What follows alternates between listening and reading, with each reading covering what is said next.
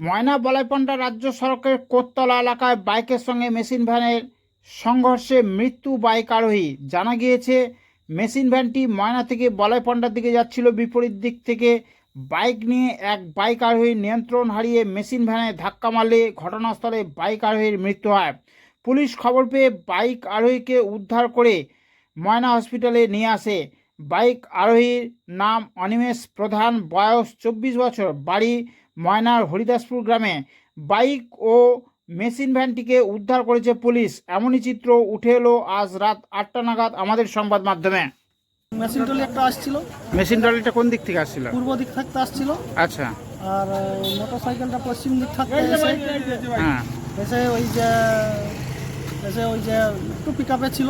হ্যাঁ তারপরে ওই মেশিন ট্রলির একটা কি ঢালাই মেশিনের কিছু একটা বেরিয়েছিল, সেইটাই মারছে ধাক্কা মারতেই মোটামুটি যা হয়েছে পেট টেট একবার চিরা হয়ে পড়ে গেছে। সঙ্গে সঙ্গে 3-4 মিনিটের মধ্যেই মোটামুটি প্লটিং।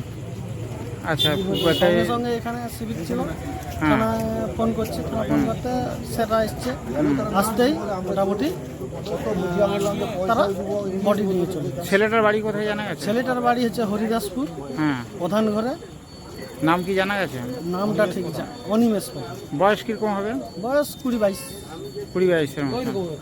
আর এই কোথায় অ্যাক্সিডেন্টটা হয়েছে? জায়গাটার নাম? কোততলাতে। আপনার নাম? হ্যাঁ, আপনার নাম? আমার নাম দুলাল।